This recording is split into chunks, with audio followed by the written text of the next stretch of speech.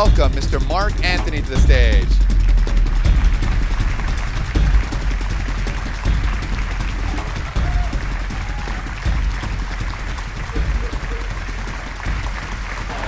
Ladies and gentlemen, Mark Anthony. Thank you, JT. When JT first asked me to speak here, I think the reason, even his team didn't know I was going to speak here until yesterday. Because I travel a lot, and I'm very non-committal. Ask any girl I've gone out with. And I get last-minute things like I will be here, and then tomorrow I'll be on a plane to Singapore because somebody called me up and said, hey, we got this great thing going on, I need you in the meeting. And I'm pretty blessed with that. It makes it a little bit chaotic, but I'm also very ADD, and I happen to like things that kind of switch around a lot. Now, how many of you understand that kind of, wanting to change, a little bit of difference, a little bit of blending, a little bit of variety? That's probably why most of you are here, because you have more of that entrepreneur mindset, which is what we do.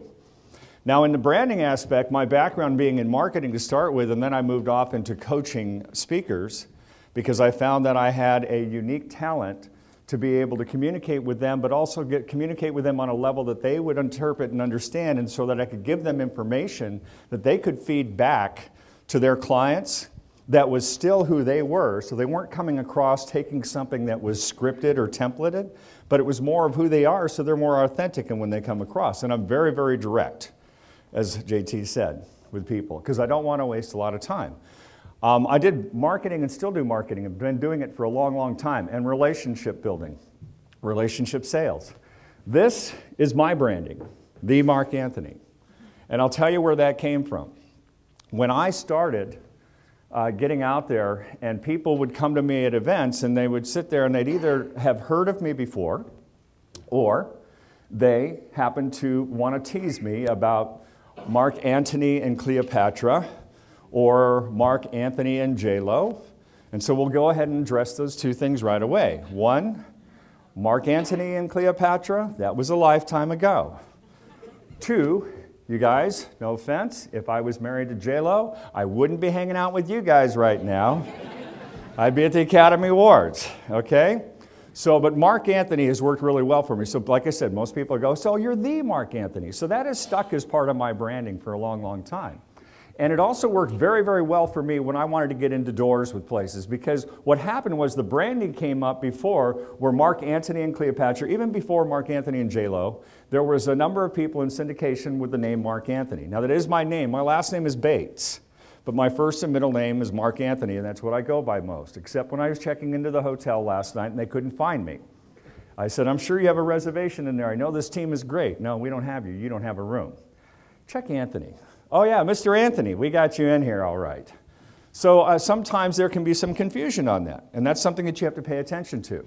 Now, when I was going out and when I was doing sales for Fortune 500 companies, I would call in and I needed to get to people that were very high level, like to the CEOs or presidents or vice presidents of companies. And how many of you have ever experienced or have that where you have the gatekeeper, where you call up and there's somebody there and their whole purpose of life is to prevent you from getting your call or connecting with that person. And so what I would say, inevitably, each time they would ask me, is they'd say, may I ask who's calling? I said, yes, just tell him Mark Anthony's on the phone, he'll know the name. And so because of that branding before of something unrelated, they would sit there and they'd go, Mark Anthony, Mark, I know that name. I know that name. Did I have too much to drink when I met this guy? I know that name. Put the call through. And they'd put the call through, and then I would go ahead and I would start talking to them, and they would come up and they'd go, this has killed me, I'm so sorry, but I can't remember where we met. I said, well, Mr. President, we never did meet. That is how I got to you. Now, since I can get to you that way, how would you like to, if I did business for you that all the time that way? And all of a sudden, that was a new client. And that worked really well. It opened up a lot of doors for me. Now, since I've been in this industry, hey, Fritz, how you doing, man? Since I've been in this industry, I'm pretty well known in it for what I do. We have some amazing coaches. You're going to hear Paul Bauer if he hasn't spoken yet, and he is awesome at what he does. He has taken so many speakers to a whole new level and created their careers for them. I'm known as the delivery guy. I'm known as the guy that when you've already got your talk and you're out there doing it, I'll sit down with you and we'll start talking about how we can go ahead and create a little bit different delivery of what your talk is. So when I was in the industry, and like I said, I work with some pretty well-known people, some of the biggest guys on the platform industry I work with. I'm very blessed. But the first time I did that, I was doing marketing for a guy who was well known, and I was actually doing marketing for a software company. And they were debuting their software at a big conference, and they wanted me there. Now they had all these, it was a real estate investments conference, and this was about 8 years ago.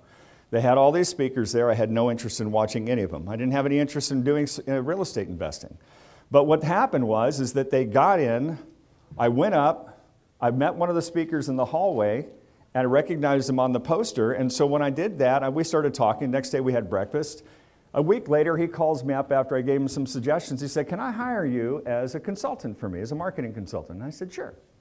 So we did that for about 3 months.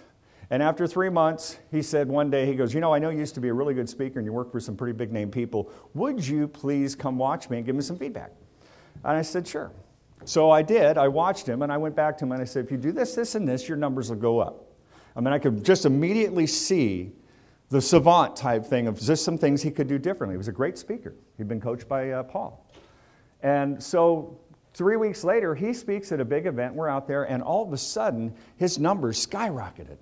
And these people were just running back to the room, and they were going crazy, and he's going, "Man, we're on to something, we're on to something." And I go, "No, that was a fluke." And he goes, "What?" I said, "I'm a marketing guy. I believe in test and measure. There are too many variables. I have no idea which one of them actually created that circumstance. And I don't want to lead you to believe that." So what I did was